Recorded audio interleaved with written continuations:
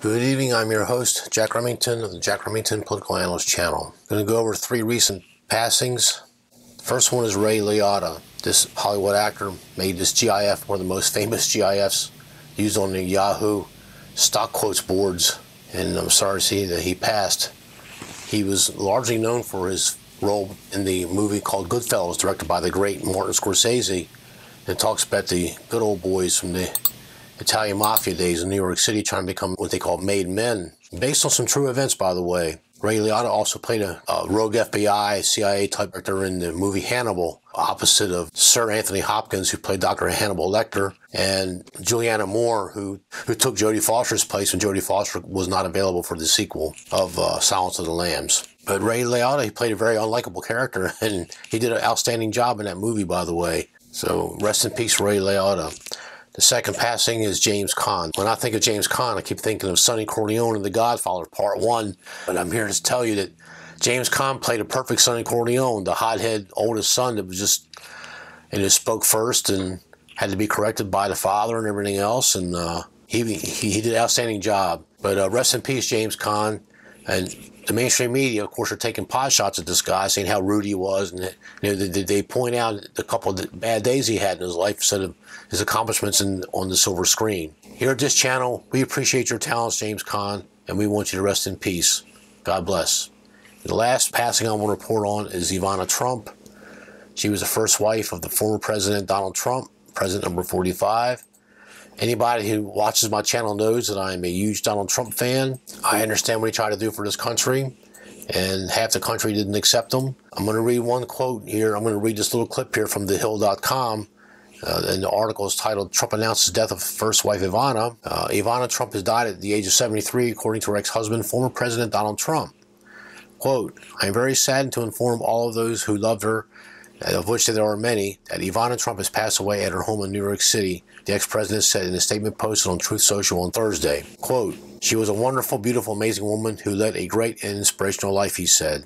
The mother of the former commander-in-chief's three eldest children, Donald Jr., Ivanka, and Eric. Ivana, who was born in what is now the Czech Republic, married the then New York real estate developer in 1977. In his statement, Trump called the couple's children his ex-wife's, quote, pride and joy, end quote. She was so proud of them, as we all were so proud of her, Trump said. Rest in peace, Ivana, the 76-year-old former president wrote. Trump penned a book about motherhood, and the book is called Raising Trump in 2017. In an interview to promote the book, she advised keeping kids, quote, busy, busy, busy. Because if you keep your kids busy, they have no time to get in trouble, she said. I liked you, Ivana Trump. I thought you had class. I thought you were great. Rest in peace, and you did your job very well. The Trump family arriving at a church on the Upper East Side mourning the loss of their mother. Former President Trump also paying his respect to his ex-wife, Ivana Trump. Born in communist Czechoslovakia, Ivana being remembered today as a mother, an icon, and a businesswoman who was a noted socialite in the city.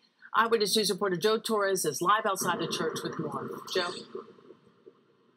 Sade, what a dignified tribute today during a service called A Celebration of Life, and what a life it was that Ivana Trump lived. Today, her admirers from near and far remembered a charismatic woman who made a lasting impact.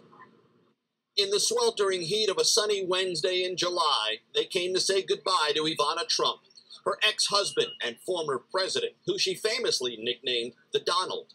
The children, Donald Jr., Ivanka, and Eric, as well as the family and friends of a woman whose 1977 marriage to the bold and brash real estate mogul made them New York City's celebrity power couple. She was tough, she was strong, but she was an angel to people. The employees loved her. She was ahead of her time. The life Ivana Trump enjoyed was unmistakably public, but the service following her death was unquestionably private. The family allowed no cameras or media inside the St. Vincent Ferrer Roman Catholic Church on Manhattan's Upper East Side. But that and the scorching temperatures did not stop curiosity seekers from offering well wishes to a New York icon who emigrated from the Czech Republic in the 1970s. Dmitry Fennell flew in from Kansas City to stand on a street corner and mourn. She had a pillow that said life is not a dress rehearsal. So I think that's the epitome of the fact that you have to make the most, which is coming to New York for the day. She was such a role model to me because I thought she had it all. She had intelligence, she had grit, she had charm, she had charisma, she gave energy. Ivana Trump was 73 when she died last Thursday, the result of an accidental fall down the stairs of her Upper East Side townhome. The former president called her a wonderful, beautiful, and amazing woman who lived an inspirational life. She was the first lady of Madison Avenue. When she walked, she lived right off Madison. When she walked down there, everybody knew Ivana Trump. As you would imagine, security today extra tight with the arrival of the former president, who today let the spotlight shine on his former wife of 14 years, a woman who served as a powerful example of class and dignity. Well, this one's a very disturbing story. TheHill.com. The article is titled, quote, Mexico's president says don't vote for Abbott over immoral immigration policy. Mexico's president is urging Mexicans in the United States not to vote for anti-immigrant candidates after slamming Texas Governor Greg Abbott, for issuing an order this week to allowing state troopers and National Guard members to arrest and return migrants attempting to cross the border. Quote, if there's a candidate from a party that mistreats immigrants and Mexicans, we're going to ask our countrymen there that they don't vote for that candidate or party, Andres Manuel Lopez Obrador told reporters Friday. Even though we are respectful of the sovereignty of other countries, we see that there are anti-immigrant campaigns for electoral purposes. I consider it immoral. End of quote. The remarks came just after a day Abbott issued an executive order that directs the Texas National Guard and state police to apprehend migrants who illegally cross the U.S.-Mexico border and return them to Mexico. Migrant advocates say the order violates Supreme Court rulings holding that only federal government may carry out immigration enforcement. Quote, when President Biden refuses to do his job and enforce the immigration laws enacted by Congress, the state of Texas is once again stepping up to taking unprecedented action to protect Americans and secure our southern border. Abbott is running for a re-election against Democratic challenger Beto O'Rourke, a former House member who has also made unsuccessful runs for the Senate and the White House. Recent polls have shown Abbott in the lead months ahead of the November election. The White House also has condemned Abbott's immigration order. Quote, immigration enforcement is a federal authority that states should not be meddling in it, the White House Press Secretary Karine Jean-Pierre told reporters Friday. That is especially for Texas Governor Abbott, who has a track record of causing chaos and confusion at the border. End of quote. So how can I attack this article, or how can I piece the puzzle of what's really going on here? Okay, number one, this Mexico president, he's the cartel candidate. This is his third run, and he barely eked out the win. The nation of Mexico has voter ID, your digits in your hands, your right hand cut off by industrial accident, which apparently several thousand Mexican nationals have. You have to have a thumbprint, and in some cases your left hand, and in a couple rare cases your toe print.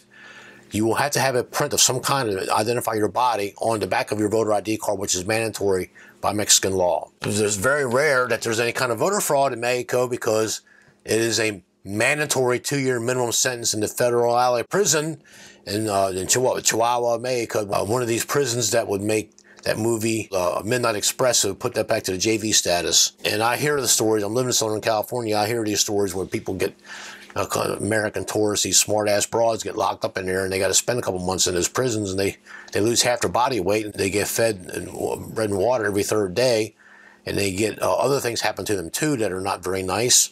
So when you hear a couple of those stories, you know the Mexican prison is not the place you want to be. So there's a good incentive not to do any voter fraud. It's automatic arrest, and there's no immigration lawyers, there's no ACLU down in Mexico. Mexico is a true meritocracy in the sense that if you don't work, you don't eat.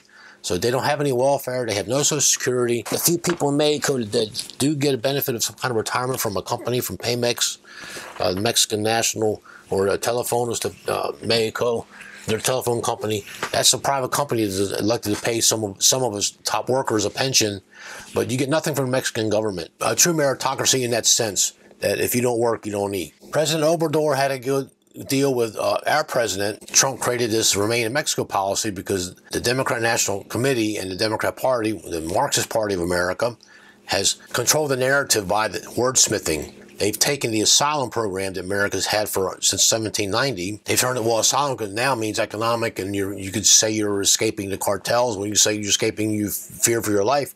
And that's now a reason to seek asylum, which is not the case. It was not the original intent of political asylum, and not only in America, but all other 146 countries as well. And they have asylum programs. Every country, even the island countries in the Pacific, all have laws that pertain to asylum and immigration. Every nation follows these laws except one, the United States of America. It's done for political capital and political stroke, for a different video, for a different time, and I think most of you know what I'm talking about. Long story short, on this article, who does this Obrador think he is tell people, hey, he's telling people to vote for Beto O'Rourke. He's a fake Mexican. I can't believe that Beto O'Rourke's not in jail for some of the things, a couple of things that I've been reading about from a couple of years ago. But he got away with it. He gets out on a skateboard and he's got these young Latinos voting for him because he's young. He's the AOC of Texas. This Obrador, he doesn't, what I think is going on here, I don't think he wants the problem of now we got to start taking these people back because Governor Abbott of Texas is kicking them out because Joe Biden's not going to do his job because the Latinos historically have voted Democrat. But that's slowly changing, but it's not changing fast enough. It's not changing enough. And they're willing to gamble one last time in this governor's race. And let's get rid of this Abbott guy and let's get in Beto O'Rourke, who's going to open up the borders even more. So he will not contest Joe Biden and ignoring our immigration laws like Barack Obama ignored them. And to an extent, Bill Clinton, even though he would talk a good game in front of Congress, he didn't do anything either. Matter of fact, out of all these presidents I just talked about, the only president that deported 4 million illegal immigrants was Barack Obama. But there's reasons why he did what he did. Now, his excuse, well, if you committed a felony and you committed a crime, I'm going to deport you. Well, but he also had a secondary, I think it was his primary measure, but he couldn't come out and say what the primary measure was. He had to make it look like he was doing some law and order things. But it's because he knows that the Mexicans come up and taking the jobs from away from the black people that he represents, or killing 3 birds with 1 stone with his deportation of a lot of the Mexican nationals. He did get rid of the ones that were committing murder, rape, and everything else, drug trafficking. I mean, he even deported more than Donald Trump did. But he had 8 years to do it. Donald Trump only had 4 years to do it. I understand that. I just want to say Obrador's statement here, I'm going to pick this apart here. If there's a candidate from a party that mistreats immigrants and Mexicans, well, Governor Abbott, he's not mistreating them, okay? These immigrants, these illegal immigrants, they supposedly have no rights in this country. Now, in most other foreign countries, and I'm talking Nigeria, the Congo, Kenya, where Barack Obama's father was from. There's African countries, South American countries, Central America, Panama, for sure. Belize has laws on the books that pertains to illegal immigrants. You are allowed to kill them and murder and just leave them rot. Okay, they have no rights in your country. Okay, they are not protected by the sovereignty of another country, except for the United States of America. Now we have sanctuary states, California, the state I'm living in.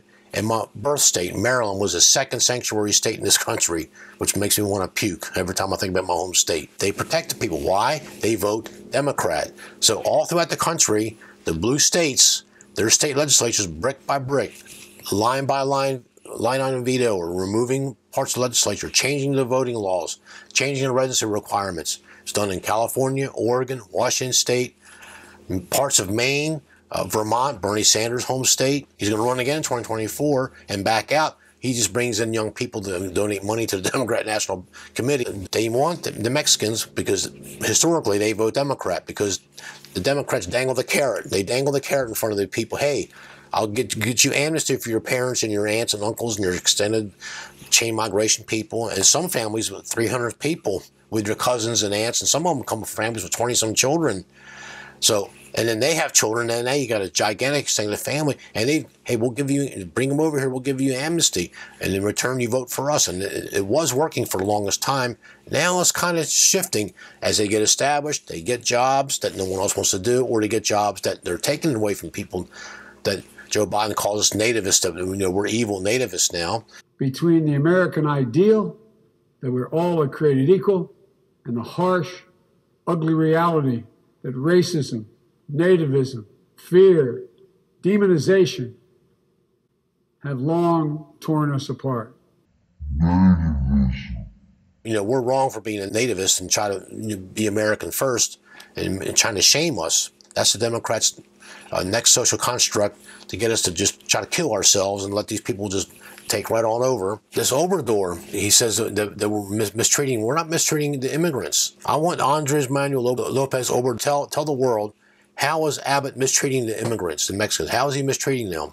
They hire him. Governor Abbott, he's not mistreating them by sending them back. He's following the law for his state. He's protecting his state. Thank you. Stay tuned for the next video. Thank you.